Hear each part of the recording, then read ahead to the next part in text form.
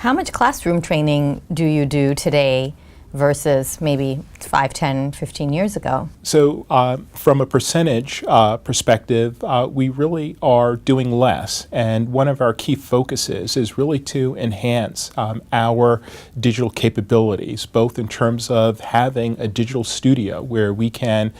film our executives, film our subject matter experts, and really bring that type of instruction, that type of engagement to our employees at their desk, via their digital devices, and really allow us to catalog that and inventory it so they can consume it when and where they want to.